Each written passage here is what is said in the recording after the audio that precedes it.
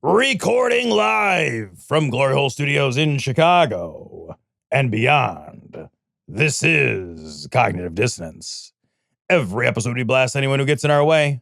We bring critical thinking, skepticism, and irreverence to any topic that makes the news, makes it big, or makes us mad. It's skeptical, it's political, and there is no welcome mat. Today is Thursday, May the 8th. It's Cecil. How's your week been, buddy? Hey, it's been great. How's your week been? It's been the best. Jesus Christ, Tom. All right, so I got to tell you guys, my voice might sound weird. I might be grunting and groaning. I apologize. I hurt my neck pretty good. I got to get some surgery on the old thing because I'm old and I'm shitty.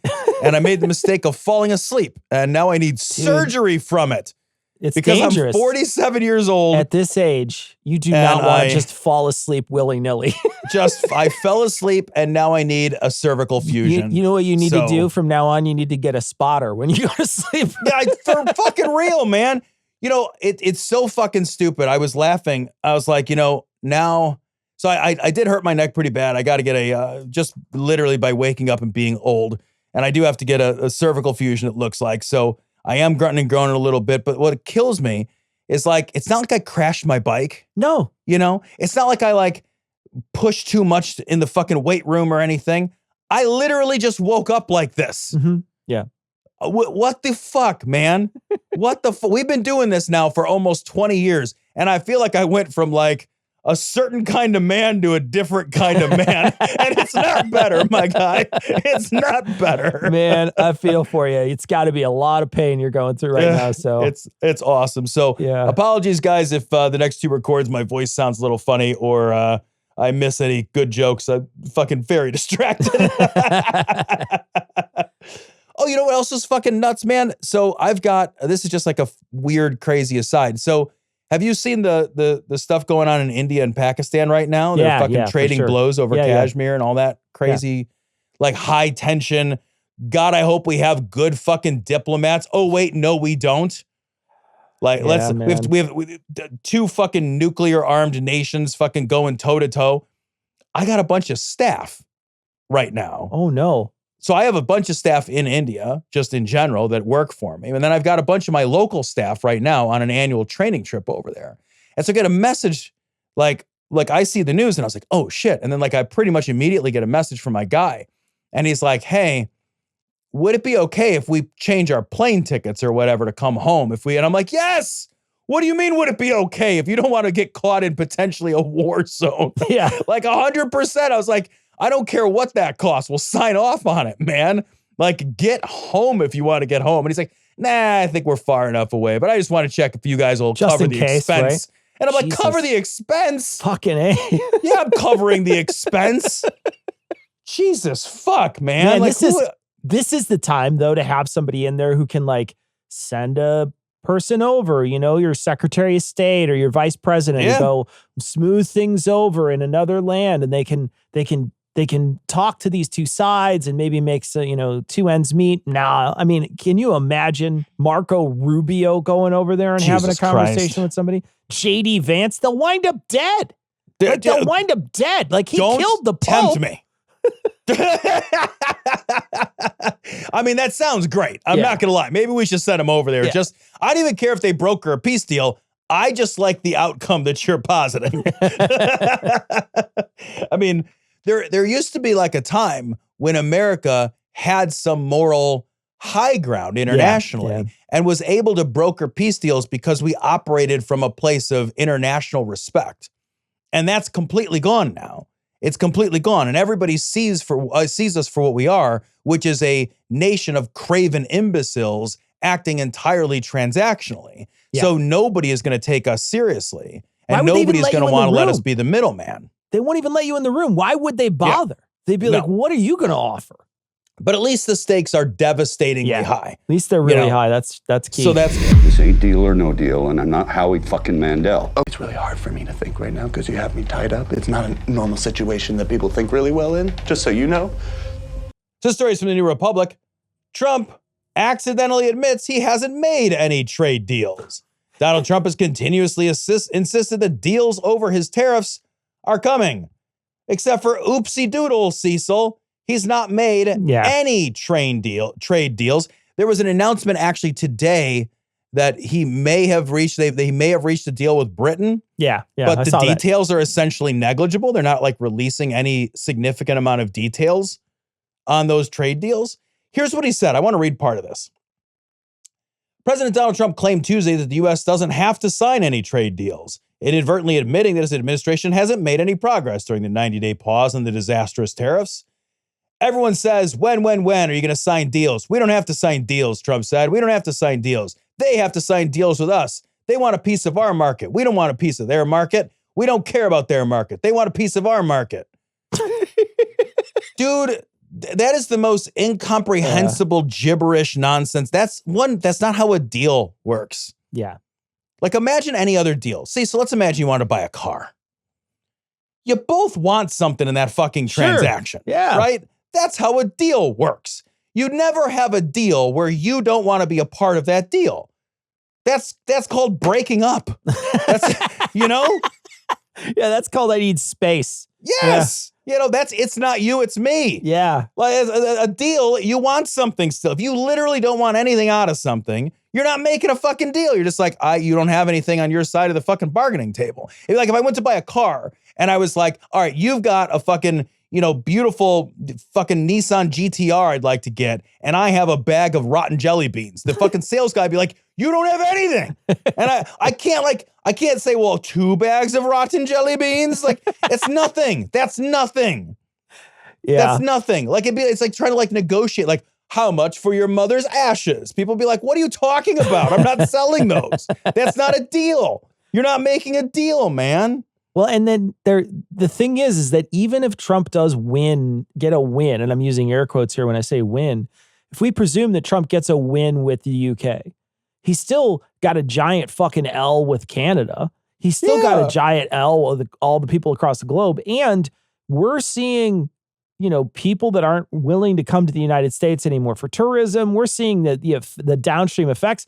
Even if he does get a trade deal with Canada, we might still see downstream effects where they decide they're not going to make a deal with us anymore to come down. So you've prioritized one sort of deal for a myriad of other deals underneath that might fall through and be bad for us. And you've done this over and over and over again because of your hubris. He doesn't care about whether or not we get a good deal or not. He just wants to show the world that he's in charge. That's all that Trump cares about. He doesn't care about any of this other stuff. He doesn't care about whether or not we're getting a good or a bad deal. He just wants people to think that he's the biggest guy on the block. That's all he's ever wanted. The thing is, like, from his own admission, from the admission of everybody that they talk to about this stuff, all the real juice that we would want to squeeze would be in a deal with China. Getting a fucking deal with look around your house. Look at all the products you see made in Great Britain. Oh, I'm sorry. There's literally none of them. Yeah. None of them. There's nothing, like maybe some tea. You might have some tea in your house. They're talking about how they might want to do some TV and film and stuff like that. That might be something that he's not going to tariff or whatever. I mean, I'm being an ass a little bit, but you know what I mean. Like the bulk there's not a lot. Right. The juice we're trying to squeeze is China, right? That's the juice that Trump admittedly is trying to squeeze here. And also making a deal with Britain, that's like fucking making a deal on easy mode, man. Yeah. We've had a special relationship with Britain for fucking ever. Like for like 200 years, we've had a very special fucking relationship. When we prosecuted our unjust and illegal war on false premises in Iraq, the first nation to say like, yeah, we'll also do that was Tony Blair. We'll do war crimes too. Yeah, we'll also slaughter civilians that had nothing to do with anything, said Tony Blair and his friends in Britain. Like they've always, that's the easy mode shit. Yeah. That's seriously easy mode shit. So like, that's not something like, you didn't hit a home fucking run, man. Yeah. Next chance comes up, girl, remind me to veto something French, because I'd be damn glad to. Oh, this is great news. This is from The Advocate. Arizona Governor Katie Hobbs vetoes anti-trans bills and tells lawmakers to focus on real issues that matter. Now, I love this because of the way she frames it. She frames it in exactly that way. She said, today I vetoed House Bill 2438. This bill will not lower costs, will not increase opportunity, and will not enhance security or freedom for Arizona. I encourage the legislature to focus on real issues that matter and impact people's everyday lives. And I think that's exactly the way this shit needs to be framed, Cecil. Yeah. I thought it was great too. She comes right out and says, look, I'm not gonna put this thing through that you want. You guys are all up in arms about all this like trans rights. And this one very specifically was like trying to take away people's rights because they were, if they identify differently, they weren't going to have it on their identification. And she was like, no, absolutely not. I'm not doing that. Are you kidding me? Get out of here. I'm not doing that. And we got to see more people do this. Just stand up to these people and be like, no, I'm just going to veto it. You can't do that. Go make a law that people care about. Instead, what we're seeing is these culture war things that everybody wants to constantly make these rules because for them, that's a win for the far right, because the far right wants to show their base that they are inflicting damage on the other side. That's what they've been trying to talk about that's what they've been running on for a long time. And every chance they get that they can in some way make the other side angry and make the other side upset because they're stripping rights away. The far right is very happy with that. They're excited when that happens.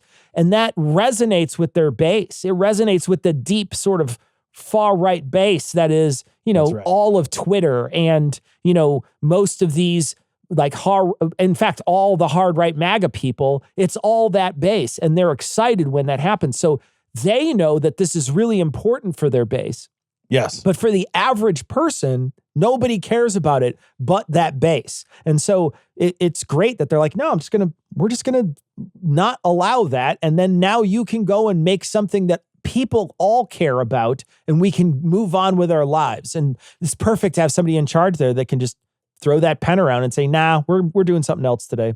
Would you say, Cecil, that it's all about that base?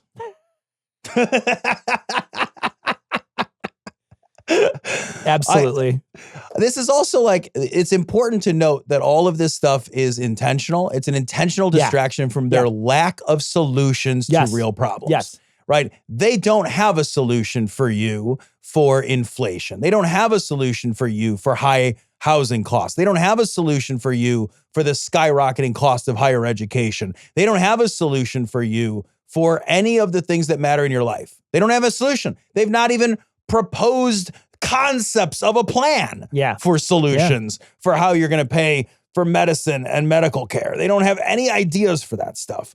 This is just a distraction. If they can get you worked up about people that you fucking don't know, that you've probably never met, that don't impact your day-to-day life, but you can get real fucking worked up about high school track or whatever fucking, some shit you didn't care about Tuesday, but now you're going to pretend you do on Thursday.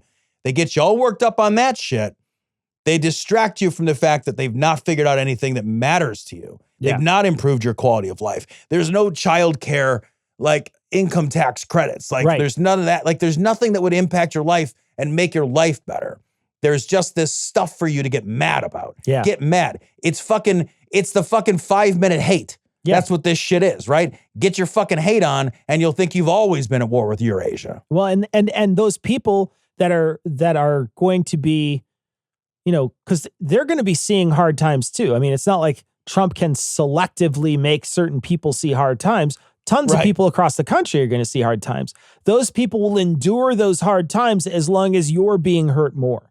Yes. And this is a great way to show like, no, that's not going to happen. And we're all just going to have to sort of buck up and try to figure our way out of it. Come on, what kind of chicken shit crap is this? Yeah, come on, man. We here. What are we waiting for? This story comes from IllinoisTimes.com. Homeland Security Kristi Noem, a no-show at the governor's mansion, held press conference instead near the site of Emma Schaefer's murder. On Thursday afternoon, the Department of Homeland Security announced Kristi Noem would be visiting Springfield that following morning to tout her Making America Safe Again agenda and speak out against Governor Pritzker's immigration policies and Illinois' status as a sanctuary state. Did not give a time or location for that press conference. Everybody thought it was going to be at the mansion at 10 a.m. She fucking chickened out of that shit, just like all these Republicans, Cecil, are chickening out, and they're not showing up, and they're not being present, and they're not being in places where their constituency will hold their feet to the fire and ask them real questions.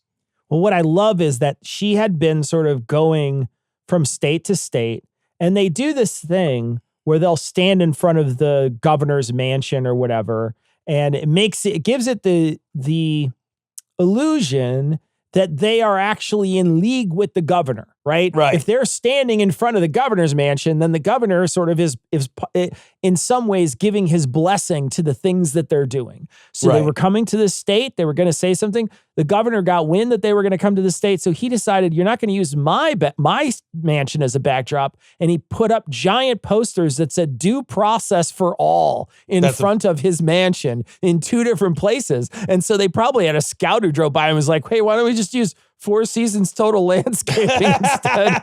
They decided to go somewhere else, and they went somewhere else. And they went and they did their little their little speech to show like exactly.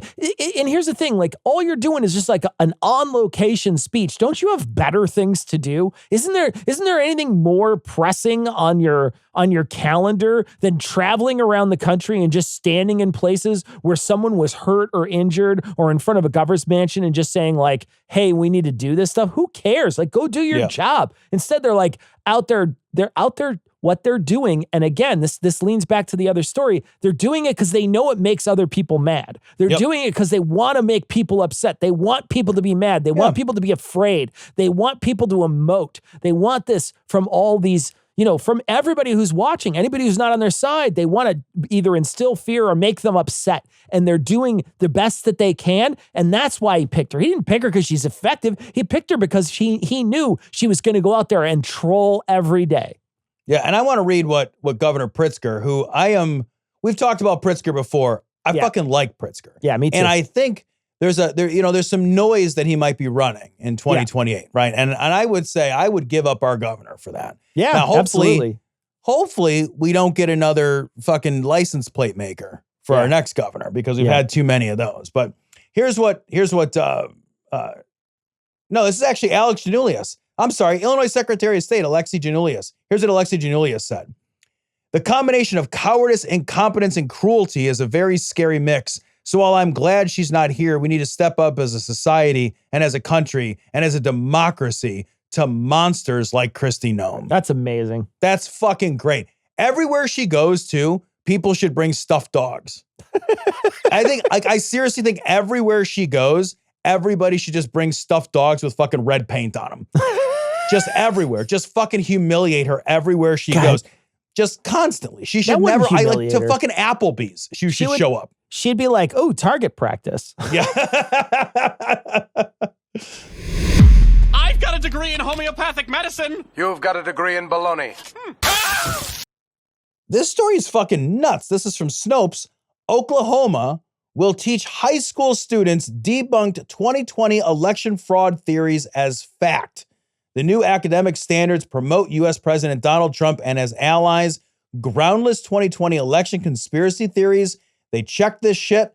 Let me go ahead and read from the article. Next school year, thousands of high school students in Oklahoma will be required to learn about Trump's debunked claims that the 2020 election was tainted by fraud. The lesson will not be part of a course on conspiracy theories, but will instead be an official component of the new social studies curriculum. That's fucking real. Crazy. That's fucking real. They are going to be required in their social studies standards to talk about examples of discrepancies in the 2020 election, all of which have been debunked, none of which are based in evidence. This is absolutely fucking nuts, Cecil. Why is it that Oklahoma is sort of the litmus test and the place in the United States where all these bad things originate? I mean, I guess I already answered my own question. It's Oklahoma, but it's Oklahoma. But really, genuinely, when you think about like they were buying the Trump Bibles and they wanted to put those in there. They have been in many ways in the news constantly when it comes to separation of church and state, when it comes to curriculum for students. And this is no different. This is another moment. They must really have just like the genuinely worst curriculum for these students. You're talking about kids going to school and learning something that's objectively false, right? Yes. They're saying we need to teach kids that this objectively false thing happened in their classrooms. And I know they've been doing this for years because they tried to do this with intelligent design years ago, right? Yeah. So all across the nation, they tried to do this. But really, this is the culmination of, I really do think it sort of spawns from that, right? It's like Yes. we allowed some falsehoods to make their way in, and now the door's open and just other stuff can just pour in. And this is another perfect example of that. This is absolutely untrue things that are provably false that we are just going to let the students there learn as fact. Well, you know, I mean, Cecil, there might be a book. I'm trying to remember the name of it. The Grand Unified Theory of Bullshit, it might be. Who wrote that? I believe you and I did. Wait, you've got a copy? Oh, look at You've that. got a copy? Where can you buy a copy of that, You Cecil? could get it on Amazon, which I hate, Amazon. by the way, because that's the only place that we can get it. It's true. But, you know, if you wanted to avoid Amazon and hear that book read to you, Yeah, perchance, that's true. You can buy it at our website. Yeah, you could. Yeah, And, Distance Pod. You make a point that we've made 1,000 times. The danger of all of this stuff is always like, you know, the DARE guys lied to us, right? So like when the fucking DARE guys showed up at your school and they're like, yeah, if you fucking eat Pez or whatever, that's a gateway drug to heroin. And if you fucking try one marijuanas, you're going to be a heroin addict like 3 hours later. That's nonsense. But I will tell you what is not nonsense. Bullshit is additive. Yeah. Bullshit is a gateway, right? If you allow for a worldview that does not require a stringency for evidence, then the next thing that doesn't have strict evidence, why is that excluded? Yeah. The next thing that doesn't have strict evidence, why is that excluded? That is a real gateway. That is a real problem. That is genuine. That like these things are all linked. You can't tell me that you believe in fucking Bigfoot, but you are otherwise a person who requires the scientific method for all of your other. Right. Yeah. You can't tell me that. Yeah. There's no, so like they're all the same, right? And They're to a degree, they're all the same. And what's more complicated, Bigfoot or climate change, right? Right. What's Yeah. more complicated, you know? And then once you start getting into conspiracies of people, why wouldn't you think, if you think JFK wasn't assassinated by Lee Harvey Oswald, instead it was some sort of deep conspiracy, or if you think there's some sort of deep conspiracy around Jeffrey Epstein and his death and all this other stuff, where you think there's deep conspiracies around how we got to the moon, et cetera, why wouldn't you think that this is also a conspiracy to keep Donald Trump out of office through, you know, using levers of government that he was in control of somehow to remove him from office? Yeah. This is like, once you open this door for these kids too, like what have we done in terms of like eroding their faith in the educational system? Sure. Yeah. You know, like there's 100 horrible things that this does. And it really tells you how ideologically, they always want to talk on the right about how, you know, the educational systems, you know, colleges, all this stuff. Oh, these are, you know, ideological, you know, factories that churn out liberals and all of this. Indoctrination. Well, look at what they're doing. Yeah. Look at what they're working on. They're working on building into the textbooks, like as standards for the curriculum, lies. Yeah. Just straight up lies. We're not talking about like, hey, if you want to take an elective in fucking gender equality or something, you can. Like this is high school. They're hitting them younger. They're hitting them with standards and curriculums. That's different too. Yeah. That's way different. Like they love to talk about colleges, and they love specifically to talk about Ivy League colleges, knowing that most people don't go to college. Doesn't matter as much. Almost everybody goes to high school. They've got the better edge of the wedge, right? If you want to like, but like we don't want to do that on our side because like we'll just want to teach true things. Like that's all I want to teach kids is just true shit. That's it. Yeah, and if you're going to just inject a bunch of lies in different places, it's easy to go find those places to inject lies. And Right. they find those places, and the place is high school for these young kids to try to learn. You know, you're just going to school and now they're like, oh, in U.S. government, you're going to learn that our government doesn't know how to run an election. Now, what's that going to do for them later on when they want to vote? If they don't want to vote, are they going to Oh, stay that's a at good home? point. Why You know? bother, right? Yeah, is it going to change how they view our elections in the future? Is this a long-term play to reduce youth vote? I don't know. Maybe. I mean, could be. It's not, Yeah. right? It's Just not. say it. Sure. It's guys gonna hurt us, Walter? No, Donnie. These men are cowards. Okay. So we take some money, you have fun, we call Shatifa. Fuck you. This next story comes from Mother Jones. Meet the 64-year-old social worker who was booted from a Republican town hall. There's video of this that I watched. It's on Blue Sky.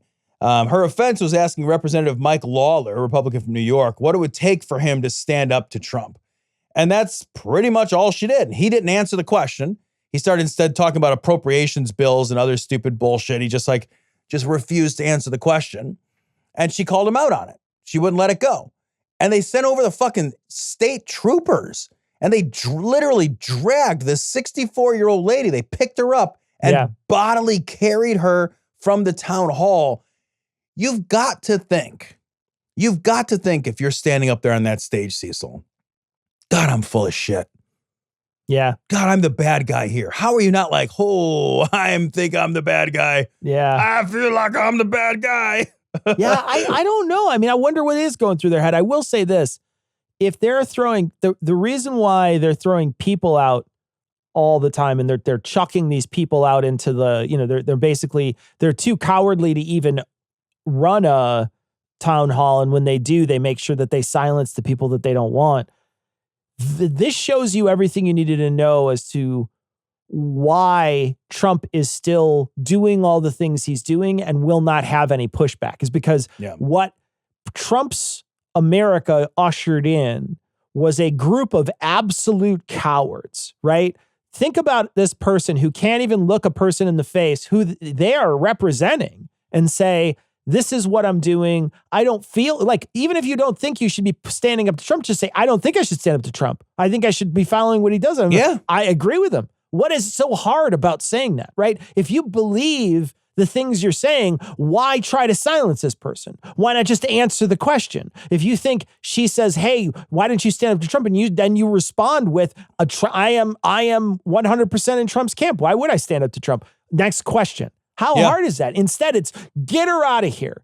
Get her out of here. I cannot even look at her. That's what Trump wanted, was all these feckless cowards that were going to be part of this administration who would never stand up to him and would fall in line in every moment. That's what he has in Mike Johnson as the Speaker of the House. That's what he has for all the rest of these people who are hard MAGA on his side. Once in a while, you'll run into somebody who's not. But most of them, they're all just cowards. They're all just, and he got exactly what he wanted. He got a cowardly party that follows him around and votes exactly how he wants and won't take questions and runs away from town halls. And I think, Cecil, the reason that they don't just say, well, yeah, I'm fucking pro-Trump. Like, whatever he says is great. Like, fucking slam my fucking uvula with your fucking dick or whatever they say. I think the reason they don't do that is they also recognize, I think, that there is a possibility that Trump blows up their careers. So I think they're trying to have their cake and eat it too. Yeah. I think they're trying to like punt and spin and dodge and not answer questions. Don't get on Trump's bad side, but don't say enough stuff so where later you can plausibly say, well, I never really agreed with that. I think they're trying to both support and have distance at the same time, because these guys, and make this very clear, they are more concerned with keeping their jobs in Congress than they are about helping you. That's what they care about. Sure. They care about their job. They care about waking up and having their job in Congress much more than they care about accomplishing anything for their constituency. So their number one goal is not anything to do with the people. Their number one goal is re-election. Yeah. That's it. If you didn't believe that, you'd say like there'd be plenty of people who'd work one term. Yeah. There'd be plenty of people who'd just be like, yeah, you know what? I want to do this because I want to make a difference, but I'm going to move on to another part of my career. This lady, though, she's a civil rights person, so she like does dead weight. She was she did it so good, too. She's like, I'm just gonna dead weight, and so she just dead weighted, and she made those fuckers 4 dudes carry her outside. You gotta love it. She fucking immediately just slumped. She's like, yeah. She powered down like fucking Mitch McConnell. In the name of people and freedom and democracy, stuff like that, I hereby kidnap myself. And I'm taking the ship with me. Woo! Come on! Beaglebrox, universally considered to be the dimmest star in several solar systems. All right, this story is from Slate. The real lesson of a Republican judge's just failed attempt to steal an election. So This is a fairly big deal. It's like recently updated. This is the North Carolina Supreme Court seat. Yeah.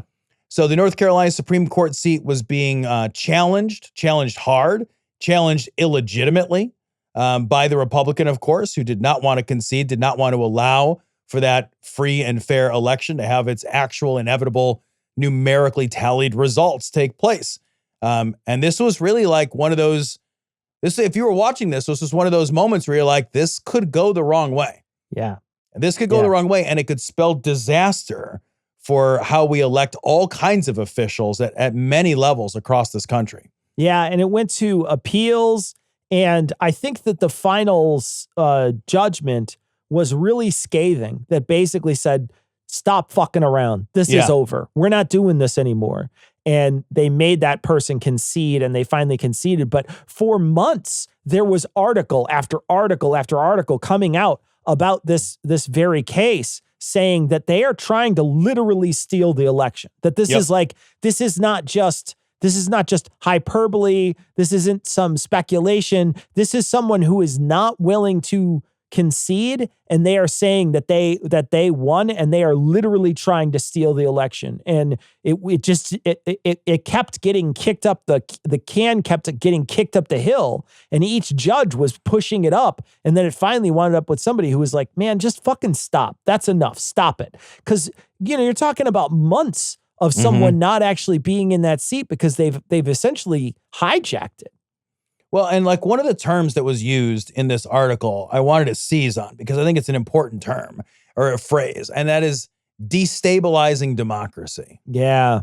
There is a project on the right, an intentional project to destabilize democracy, to make democracy itself. This is super important, to make democracy itself less valued by everyday people, structurally more difficult for courts and other systems to uphold, to damage the institutions that perpetuate democracy.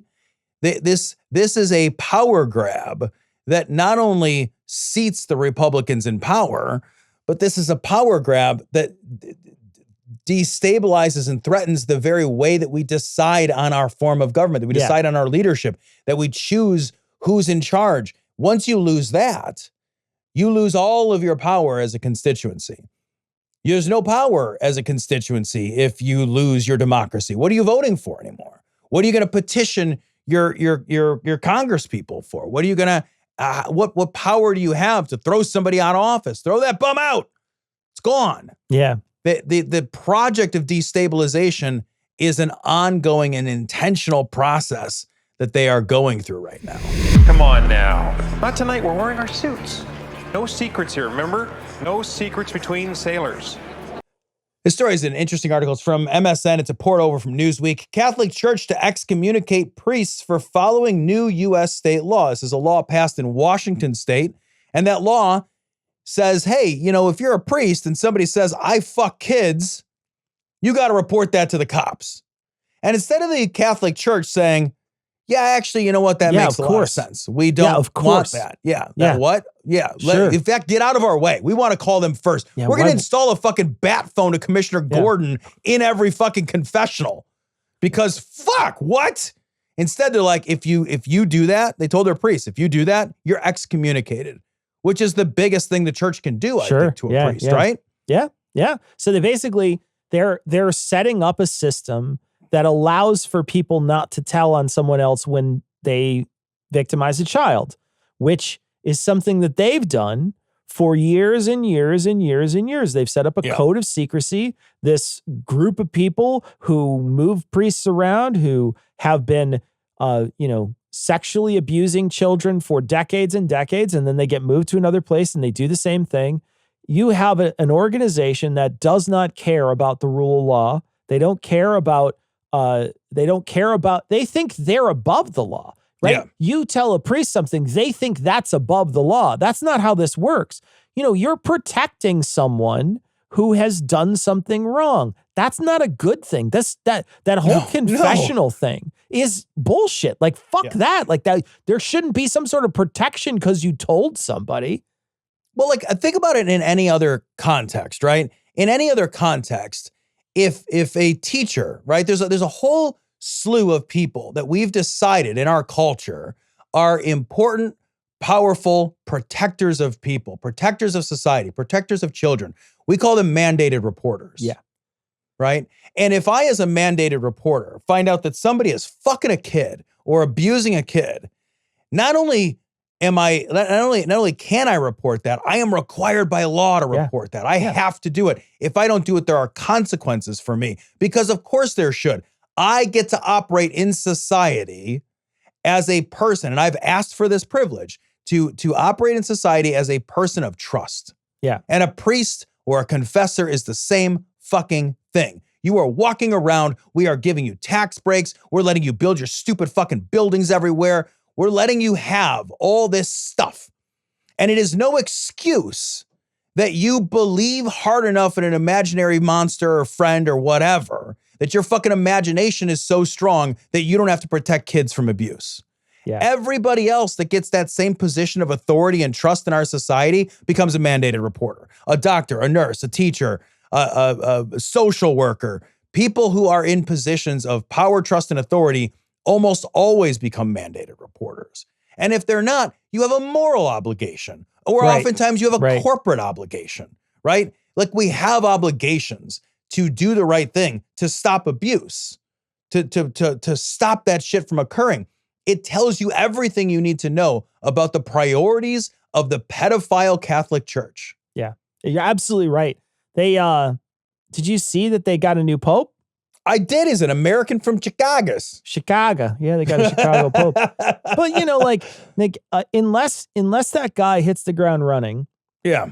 By saying, we're so sorry for all the harms we've caused, we will make good on all those promises that we made to people and settle lawsuits, et cetera, et cetera. We won't go out of our way to create these and back and lobby for these other laws that make it so that the statute of limitations runs out faster. We're gonna get rid of and excommunicate all the priests that have done wrong in the past. We're gonna get rid of them. They will no longer have the protection of the church. We're gonna remove them completely. Unless he starts doing things like that, then fuck this guy. Who cares, right? 100%. Who gives a shit? This guy is, this is an organization that people have let run rampant. They've let him run rampant. And, there might be some possibility. I don't know if you saw this, but I guess like he's sort of, he or people in his circle have sort of shunned JD Vance in the past and like said some stuff about Trump been anti-Trump. And it's like, I recognize and realize why the Catholic Church might have chosen this person very specifically from the United States who seems very anti-Trump in this moment. It makes sense that someone might do something like that. But at the same time, I see it and I think unless he can do something that can like stop bad things from happening, he can't. He's not going to do much. I mean, what is he going to do? He's going to say to a bunch of stuff to Catholics, and then the Catholics are going to look to JD Vance, and JD Vance just be like, "Don't listen to him." And then they're not going to listen to him. Like any MAGA Catholic's not going to listen to him. Why would they bother? Yep. Well, I mean, think about too where the most powerful and most desired base of potential, we talked about this before, potential new convert Catholics is coming from. It's not America. No. So like, he's not that powerful. He's coming from like a customer base that's basically zero, and shrinking every day. I mean, the customer base here has money, so I don't want to pretend it doesn't have any power. But in terms of like total fucking potential congregants, it's shrinking constantly in America and in Western Europe.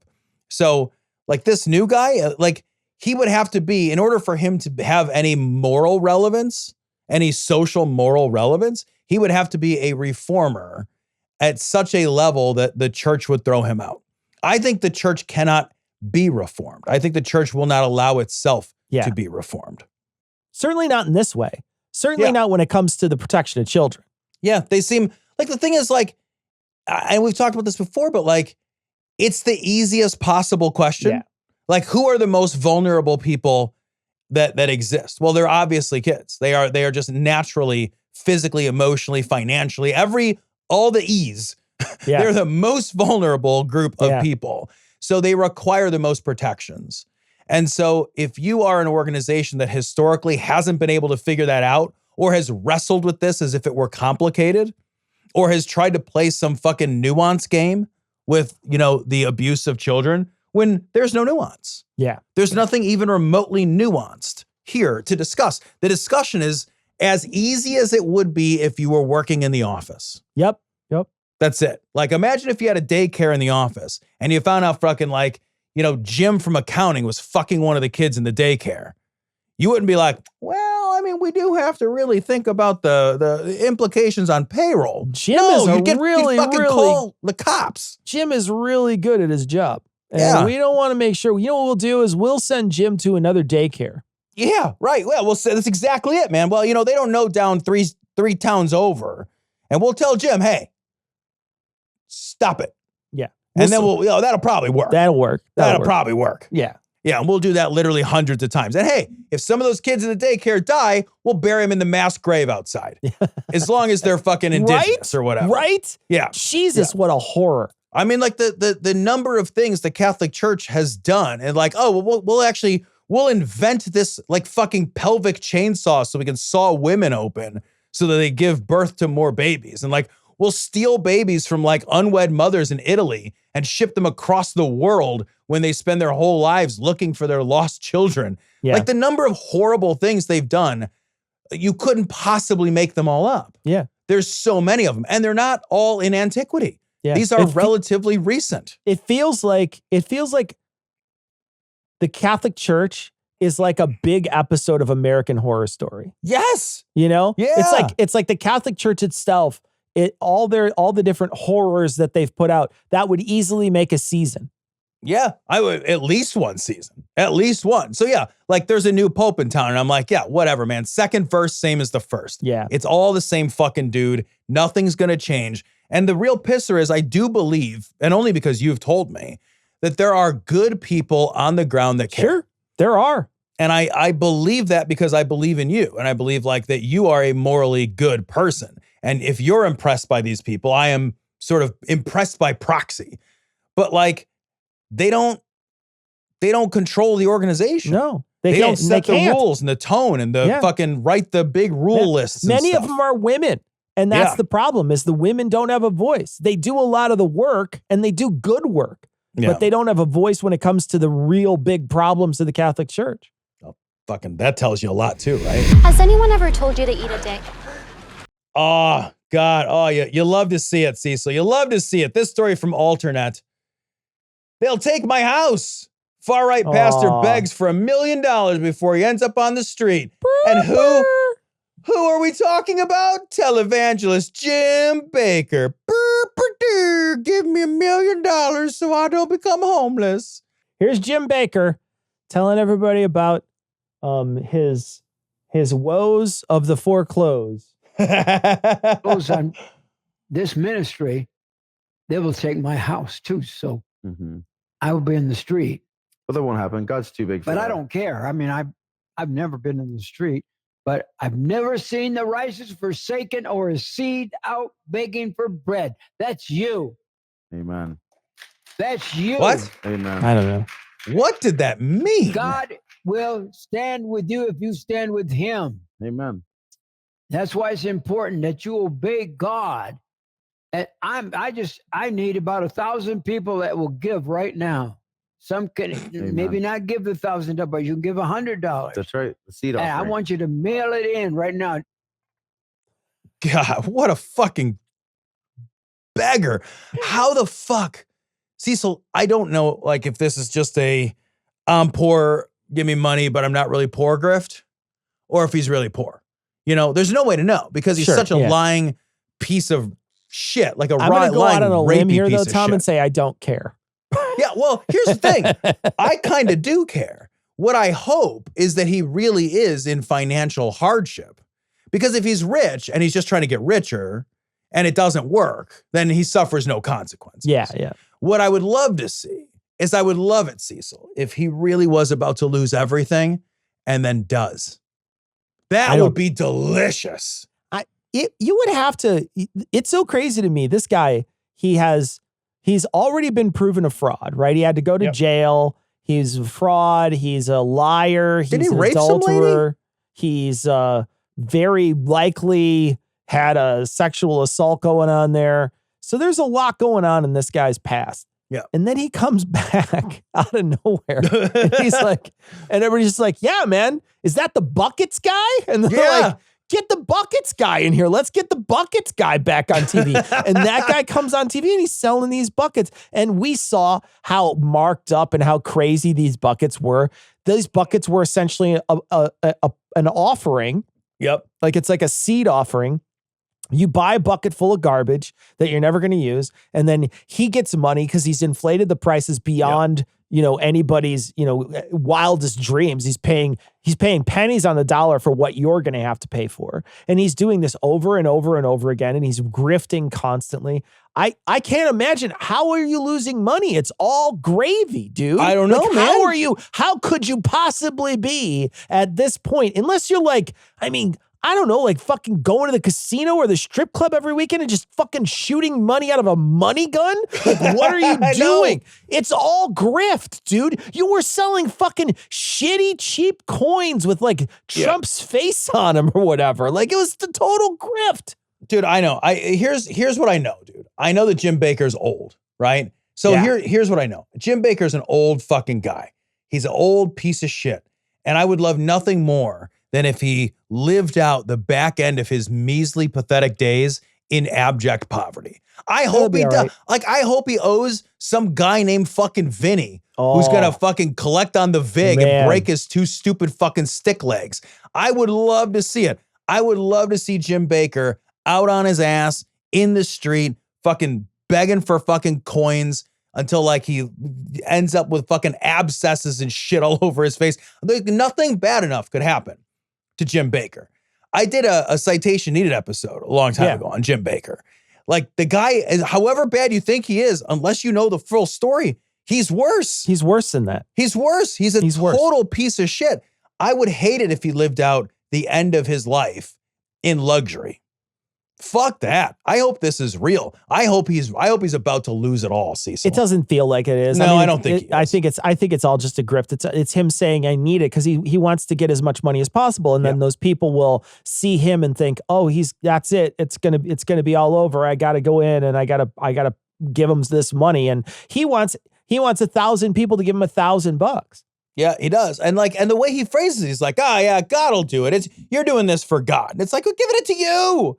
Like a part of me is like, I know we're not supposed to blame like people who have been victimized by grifters. I know we're not supposed to, but part of me gets angry because it's like, this is so transparent, man. Yeah. It's so transparent. He's asking you for the money for him. He's even saying it. It's for me. Yeah. For my ministry, my house. I don't want to live outside. Like there are people, Cecil, that are going to send that fucking guy money and they're not going to get their fucking medicine this week. Yeah. They're going to They're going to forego something in their life so that they could give him some of that money. There's somebody who didn't pay the fucking electric bill and is like eating fucking cold beans out of a can because they think Jesus Christ wants to give Jim Baker a blowjob or whatever. You are so dumb. You are really dumb. For real. This story's from Gizmodo. RFK Jr. goes full tinfoil, pledges to stop chemtrails in latest Dr. Phil interview.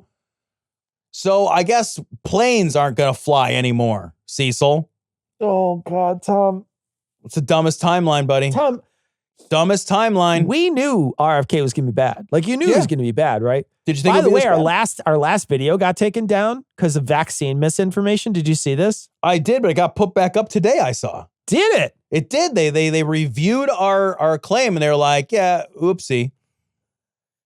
Whoops. I know. I love that YouTube is like, hey, I'm fucking with your livelihood. I'll get around to it maybe. Yeah. And you're just like, maybe don't do that part. I think I am thankful that we don't have to rely on YouTube for funds like that. Too. You know what I mean? Like, because if so, that would be awful. It would be terrifying. We'd have to make a different show. You'd have to make a different show. You'd have to make a totally different show. Yeah. But we knew when he was running that it would be a terrifying thing if he became president. And we knew once he started talking to Trump, we're like, no, this is not going to be a good thing. This is going to be a scary thing if he gets into this department. If he becomes a Secretary of Health and Human Services, he could really do some serious damage to our country. And we've seen already the damage that he's doing to people that he's suggesting to do things other than vaccines. He's going to start, they're probably going to start rolling back certain vaccines. They're going to make vaccines more difficult to test than they were before. We covered a story last week about that. And now he's talking about, I mean, he's like, well, what is is there another pet project I can go after? Having solved all those other things that I was working on, right? Why don't I look for something else? And he's like, how about chemtrails? Fucking chemtrails. Chemtrails? Really? And then he's like, yeah, I'm definitely going to make them change how they do stuff. I'm definitely going to do it. He already knows the conclusion. We talked about his study. He already knows the conclusion, what he wants to have happen. He already knows. Same thing here. He already knows what he wants to have happen, and he's gonna go in and he's gonna fuck with things. And I mean, this is a guy who's just he's just a conspiracy guy that you let loose in the government. That's it. Yeah. He is convinced, as are so many other people, that chemtrails are full of some evil shit. But it's like, dude, if they're full of evil shit, they're full of evil shit the government you now work for is putting out there. Yeah. Like these guys are at war with themselves. That's what they don't understand. Like, Trump is at war with his own intelligence service because it's got the word intelligent in it, and he's fucking confused. He's the fucking the Health and Human Services guys is at war with like physics and airplanes and how do they work, because he doesn't fucking understand that like a byproduct of burning jet fuel is fucking water vapor that then fucking turns into ice, and there's little fucking ice there, and that's what a fucking chemtrail is. It's just like a fucking byproduct of goddamn burning jet fuel, you stupid piece of shit. That's all that it is. He doesn't know that. These guys don't know anything.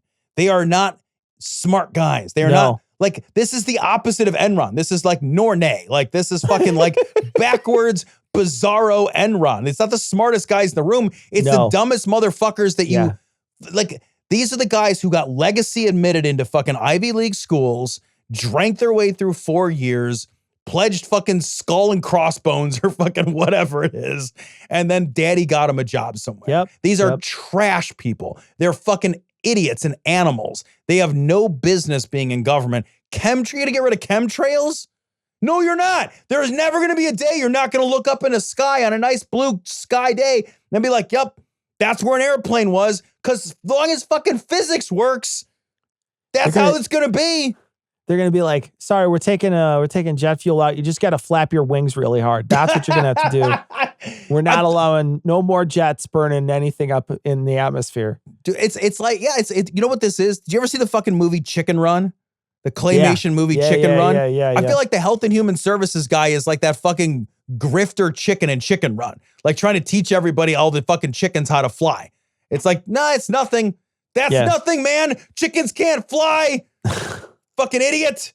You fucking idiot. And there's all these people who are like, well, maybe we flap our stupid fucking wings hard enough. Like, Jesus. God, what an embarrassment we are. Thomas, stop pretending that you're high on drugs. It is a sin to even pretend that you're baked. He's too scared to actually take drugs. Drugs are bad. This story's fucking nuts. This is from the Mirror. Pam Bondi insanely suggests that 1/3 of the U.S. population would have died in the last 100 days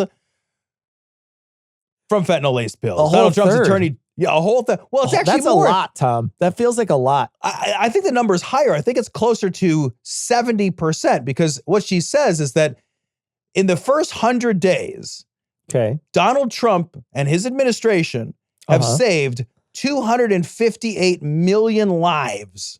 It's a lot of lives. There's only 340 million Americans. That's a lot of lives. It's a lot of lives. Admittedly, that's a lot. I wanted to do this one as our last story because like these numbers are fucking bonkers. Listen to this. Listen to what she says out loud with her mouth face. In President Trump's first 100 days, we've seized over 22 million fentanyl-laced pills, saving over 119 million lives. Cecil, are we all eating 1/5 of a pill? Is it, how many pills did she say? 22 million pills that saved 119 million lives. Yeah, I guess you got to find 5 friends, and then you got to split it. and then you all die.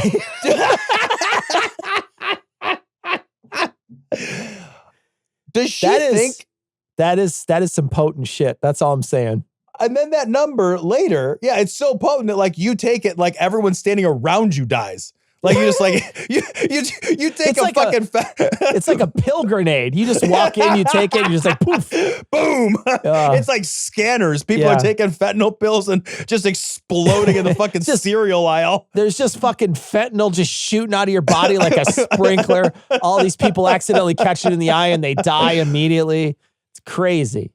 She later says at the cabinet briefing. Okay, so she's revising her numbers now. She says that Trump prevented 258 million deaths, and that authorities collected 3,400 kilograms of fentanyl in the first 100 days of Trump's presidency.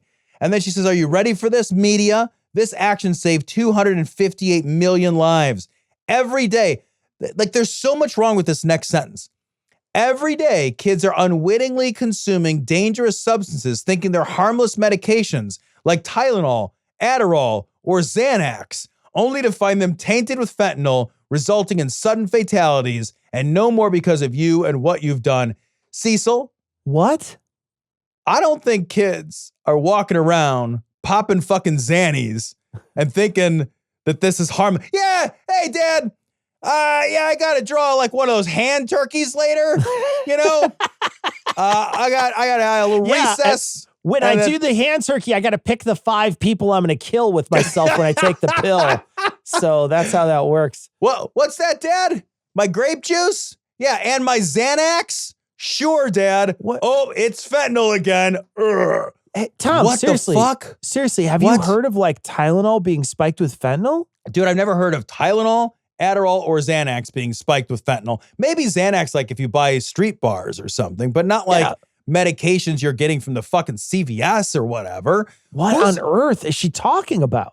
And also, like, who's giving their kids Xanax and being like, that's harmless, or even Adderall and being like, like these are prescription drugs. You get them from the pharmacy. They're not adulterated. If your kid is on a fucking prescription drug, it's not adulterated. If your kid's on Tylenol, presumably you bought it in a box and it's sealed and there's like a whole thing with Tylenol being poisoned. They've kind of gone through great lengths to make sure that doesn't reoccur. Yeah. Who's going around wasting all this fentanyl by injecting it onto the Tylenol? Like, what do they get out of it? I don't even understand. What world is this happening in? I think what I think is happening is that they just recognize that they can say literally anything. Because they did it with immigration, right? They'll say anything that they want. And it will make people realize that it'll make people who don't check anything and don't care about facts, they will be on their side and be like, hooray. So if they say that they removed a bunch of people from the country that were dangerous criminals, even if none of them happen to be that, it doesn't matter as long as the narrative goes out that they've specifically wanted. So if she comes out and she could just make up whatever number she wants, she could have a wheel in her office that she spins as the number. It doesn't matter as long as she just says, well, we saved a bunch of lives because President Trump is out there collecting fentanyl pills or whatever, and that's saving lives. And there's going to be a dumb person out there who's like, see, they're saving lives. What do you liberals hate? You hate that they're saving lives? And you're like, no, I hate that they're lying, that they're saying they're saving lives when they're just pulling some pills off the market. That's it. Look, I'm not pro-fentanyl. Like, I think fentanyl's a problem because it's objectively a problem. I am not pro-fentanyl. I am happy when we remove fentanyl from this sort of supply chain of illicit drugs. It is a dangerous, bad thing. We should have zero fentanyl out in the world. Fentanyl is bad. That's an easy thing for us all to say. But 258 million lives? That's 70% of America. Like 70% of America's not fucking doing fentanyl, man. Yeah. Like, what are you talking about? Why would a cartel kill 70% of all of its... How did we survive 102 days ago if the world were this dangerous? This is like fucking public service announcement, fucking quicksand everywhere and power lines are down and fucking everything's covered in fentanyl. There's just Only some G.I. kid. Joe can save us. There's just some kid who's just freebasing Tylenol that's laced with fentanyl somewhere. What is happening? What worldview do you have? Dude, I don't even know at this point. Jesus.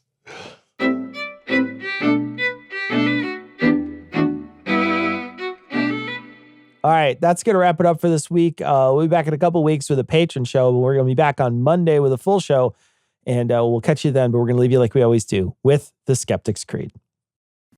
Credulity is not a virtue.